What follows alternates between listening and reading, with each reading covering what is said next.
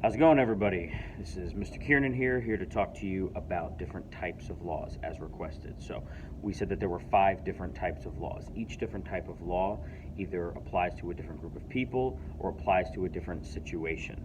All right? So the first type of law deals with civil cases. So these are arguments between people. You've got person A got into a car accident with person B. Person B sues person A because they said it was that person's fault. Person A is not going to go to jail. It's just a car accident. So it's about fault, right? Civil cases deal with who is at fault, who's to blame.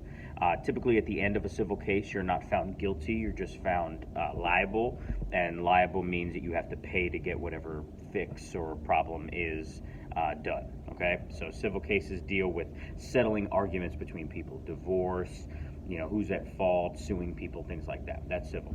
Then we got criminal. I feel like I don't need to say much about that. Criminal law is everything you've ever seen in a TV show about courts, about people going to jail, crimes, different crimes and punishments associated with those crimes. This is criminal law. Constitutional law.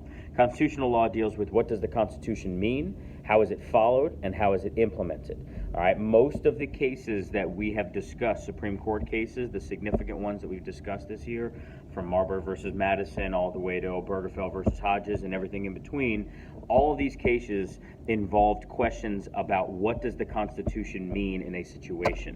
Whether it's, does the Constitution protect the students' rights to protest in schools? Whether it's, what does it mean that you have a right to a lawyer? Does that mean that you have a right to get one and pay for one if you want? Or does it mean that you have the right to have one and you cannot not have one as a result of your amount of money that you have, okay? So all this comes down to what does the Constitution mean, and that is what constitutional law means, all right?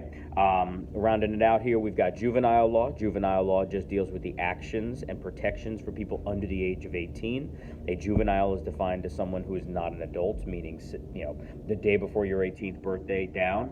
All these things are juvenile law subject matters. And then finally, we have military law. Military law deals with keeping order and keeping structure and meeting the needs of the military. So the only group that would need to be involved in military law would be a member of the military. All right, so we've got our 5 different types of law: civil, criminal, constitutional, juvenile, and military. Hope this was helpful.